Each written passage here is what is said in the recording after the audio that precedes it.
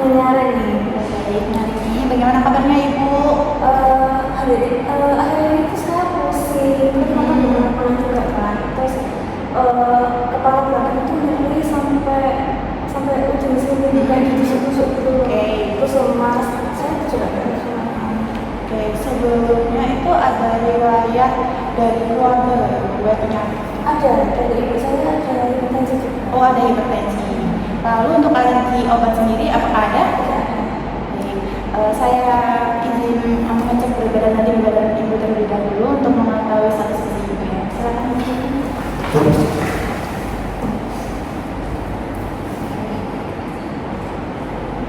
Ibu bisa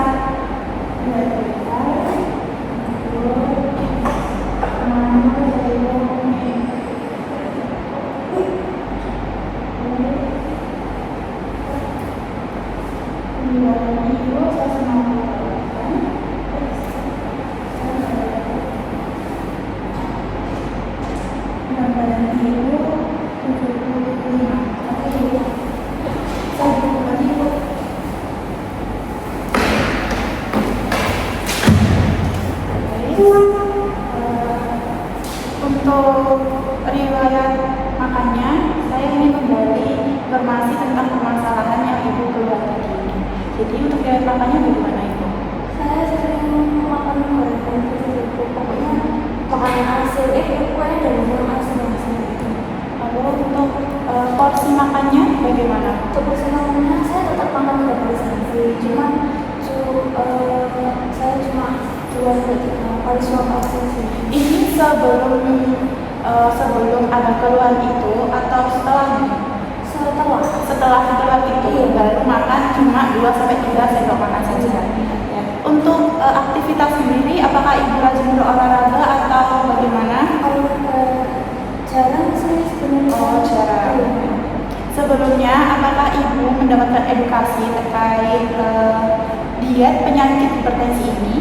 Belum sama sekali. Ya. Baik, saya cek kembali pada rekam medis Ibu. Ya, rekam medis Ibu ini tekanan darah Ibu 200/100 yang dengan indikasi stadium 3, hipertensi stadium 3 dengan hipertensi yang berat. Lalu untuk suhu dan nadi serta suhu dan nadinya itu normal. Lalu untuk biokim sendiri ada hemoglobin, eritrosit sama leukosit Ibu itu naik turun. Jadi ada indikasi terjadinya anemia. Nah, pada kejadian ini pada kejadian hipertensi Ibu yang alami itu bisa terjadinya anemia hipokromik gitu. Lalu untuk berat badan Ibu, saya melihat dari berat badan dan tinggi badan Ibu, saya sudah cek Ibu status gizi Ibu adalah menandakan obesitas tingkat 1. Jadi Ibu harus berhati-hati, soalnya Ibu sudah memiliki penyakit hipertensi stadium 3 ditambah dengan obesitas tingkat 1. Jadi itu sangat beresiko sekali. Lalu untuk diet sendiri, saya rekomendasikan Ibu jalankan diet DAS. Di sini saya memiliki lift pada Ibu. Jadi saya jelaskan terlebih dahulu. Tekanan darah Ibu kan hipertensi. Hipertensi itu tekanan darah di atas 140/90. Jadi termasuk Ibu hipertensi yang sangat berat. Makanan yang dianjurkan dan sebelum makanan dianjurkan kita ke terapi diet terlebih dahulu. Diet DAS Ibu, saya anjurkan diet DAS. Diet DAS itu berfungsi untuk menurunkan tekanan darah. Tujuannya mengoptimalkan kebutuhan gizi Ibu yang pertama. Yang kedua, mengembalikan berat badan Ibu ke normal, ke batas normal. Lalu yang ketiga, yang paling penting adalah menurunkan tekanan darah sesuai dari tujuan diet DAS tersebut. Lalu yang saya ambilkan lagi adalah diet rendah garam 1. Di sini kan Ibu terindeteksi ya Bu, hipertensi stadium 3. Jadi ada ketentuan natriumnya sendiri, yaitu rendah garam 1. Yang artinya Ibu hanya bisa mengonsumsi 200-400 mg natrium atau segitu. Lalu untuk makanan yang dianjurkan, yang pertama Ibu ada karbohidrat.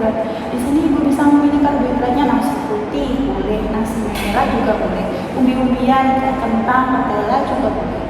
Lalu untuk nasi putihnya itu ibu harus berhati-hati juga, ya boleh mengurangi porsinya aja atau bisa mengganti dengan nasi merah atau mie tadi. Lalu untuk proteinnya sendiri, ibu bisa memilih ikan. Ikan itu omega 3-nya cukup tinggi, jadi saya anjurkan ikan juga boleh. Untuk perdagingan kayak ayam atau daging, ibu memilih yang rendah lemak. Ya. Untuk telur, nah telur itu ibu bisa memilih telur yang bagian putihnya saja karena itu proteinnya cukup tinggi ya. Dan lemak jenuhnya itu cuma sedikit gitu. Kalau ibu memilih yang bagian kuning, itu lemak jenuhnya juga cukup tinggi dan bisa mengakibatkan komplikasi ke jantung gitu. Lalu untuk susunya, ibu bisa mengonsumsi susu yang rendah lemak. Ibu bisa melihat komposisinya terlebih dahulu ya. Lalu untuk protein nabatinya ibu bisa memilih tahu atau tempe juga boleh. Untuk kacang-kacangan juga boleh. Lalu untuk sayurnya ibu bisa memilih sayur yang sayur hijau pada umumnya. Brokoli juga boleh, wortel meskipun saya bilang hijau kayak wortel itu juga boleh.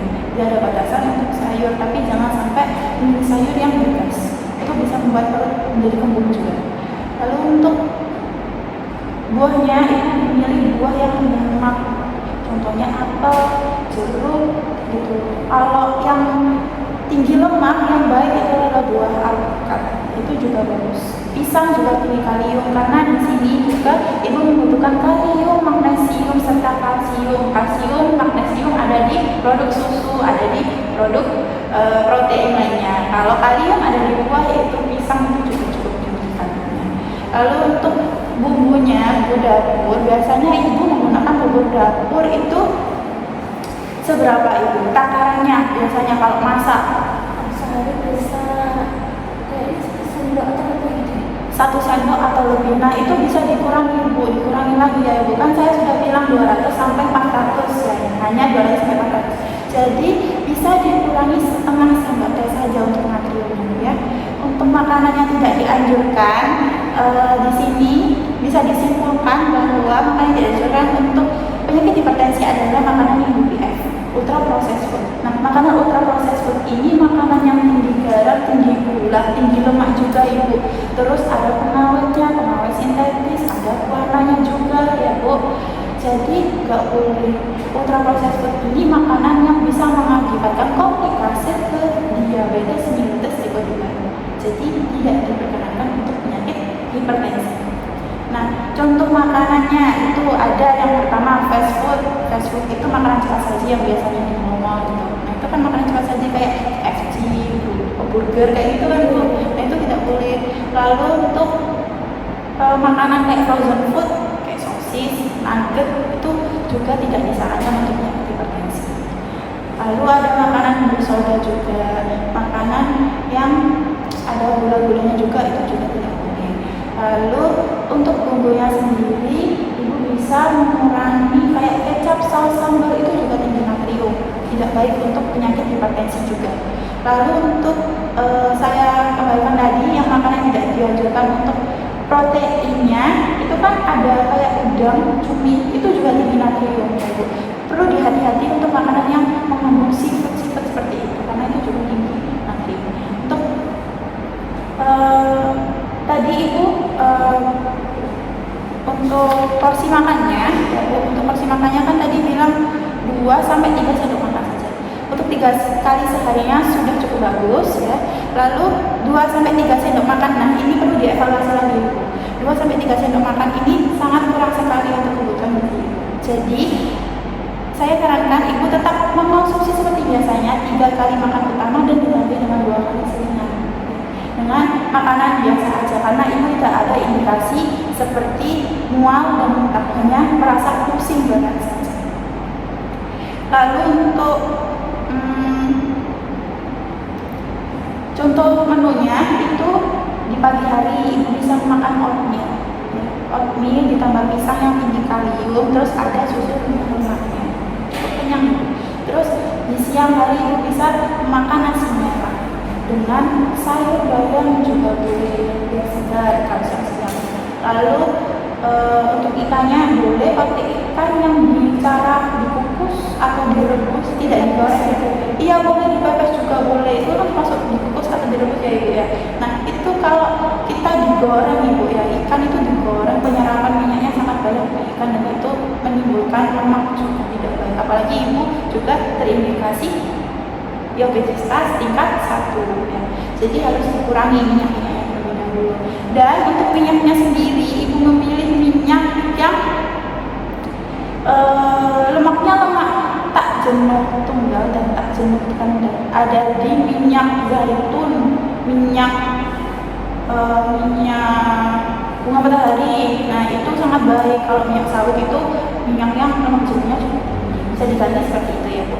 Lalu untuk makan malamnya, kembali lagi ke contoh menu, itu ada kentang rebus, ikan panggang dengan selada dan timun kelapanya sendiri.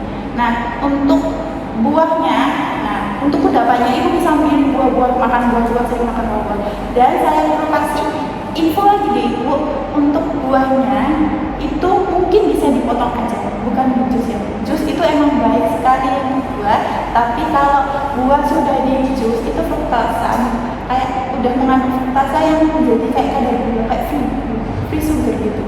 Ya, jadi dan seratnya juga nggak ada, karena udah kecampur jadi satu gitu Bu. Kalau dipotong kan masih ada serat-seratnya ya Bu.